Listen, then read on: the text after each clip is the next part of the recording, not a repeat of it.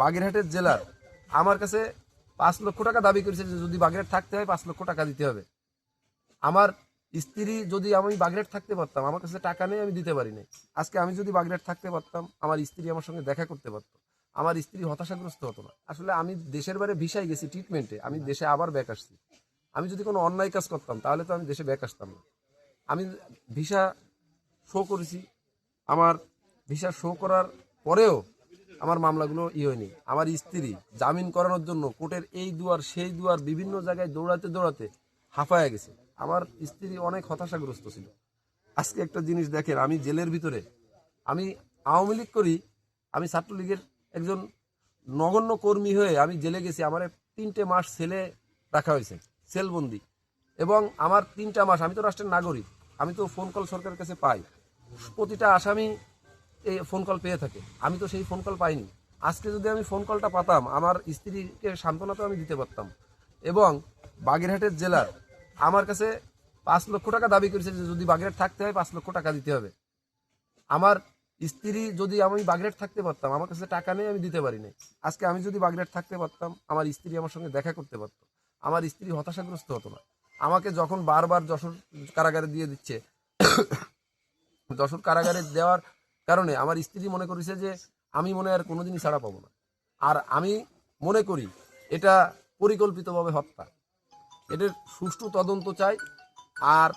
আর একটা মেসেজ, এটা আপনাদের মাধ্যমে সবাইকে বলতে চাই যে এই জেলার, আপনারা এই জেলারের ব্যাপারে কি লিখবেন না লিখবেন এটা বিবেচনা করে আপনারা একটু দেখবেন। যদি অন্যায় করে থাকে, বাগেরহাটের জেলার যদি অন্যায় করে থাকে, অবশ্যই আপনারা এর বিরুদ্ধে ব্যবস্থা নেওয়ার জন্য আপনারা চেষ্টা করবেন। আর একটা মেসেজ দিতে চাই যে 24-এর আন্দোলনটা হয়েছে রাষ্ট্র কাঠামো পরিবর্তনের জন্য। তাহলে আজকে রাষ্ট্র কাঠামো কোথায়? আজকে আমি আমার সন্তানের লাশ ধরতে পারতেছি না, যেটা রাষ্ট্র আমাকে অধিকার দেয় যে আমি আমার প্যারোলে মুক্তি নিয়ে আমি আমার সন্তান স্ত্রীর পাশে থাকতে পারবো। আজকে লাশের বিনিময়ে তাহলে জামিনটা হলো, আমি আমার স্ত্রীর লাশের বিনিময়ে। আমি শুধু এতটুকুই বলবো। আর মানে আওয়ামী লীগ করার কারণে নির্যাতনের শিকার জেলের ভিতরে, আপনারা জেলের ভিতরের চিত্র যদি দেখেন, এটা জেলের ভিতরের চিত্রটা দেখলে আপনারা মেনে নিতে পারবেন না। সর্বোপরি তারা তো এই দেশেরই জনগণ, আমরা তো এই দেশেরই নাগরিক, আমাদের তো অধিকার আছে। হ্যাঁ, অপরাধ যে করবে অপরাধের বিচার আছে, বিচার হবে। আমি যদি কোনো অপরাধ করি আমার বিচার হবে। এই যে আমার এলাকাবাসী এখানে যারাই আছে, আমি এই এলাকায় আপনারা দেখবেন তথ্য নিয়ে, আমি এই এলাকার কারো জমি দখল, কারো ধান্দাবাজি চান্দাবাজি কোনো তার ভিতরে গেছে কিনা। আমার রাত 2টার সময় ফোন দিলে আমি পুকুরের মতো সেই বাড়ি পৌঁছায় গেছি, যে মানুষের উপকার করেছি। কিন্তু আজকে আমি কেন এটা হবো? আমার এলাকাবাসী বলে যে সাদ্দাম কেন এতদিন জেলে থাকবে।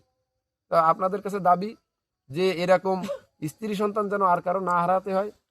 আর এরকম আরেকটা বিষয়, কারাগারে 15 দিন পর পর সাক্ষাৎ, যেটা আমার কপালে অনেকদিন ছিল না এখন, কিন্তু কারাগারে যেন 7 দিন পর পর সাক্ষাৎটা হয়।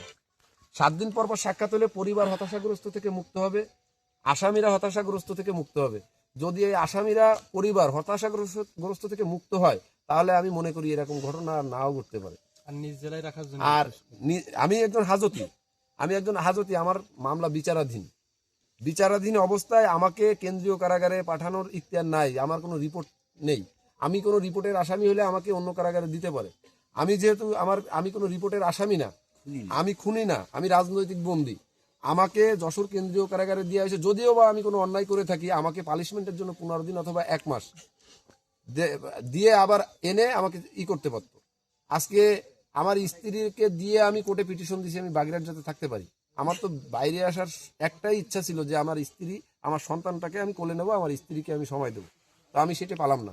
তো আপনাদের মাধ্যমে আপনারা একটু যে কোনোভাবে একটু এই মেসেজটা পৌঁছে দিন যে বন্দিরা যেন 7 দিন পর পর দেখা করতে পারে।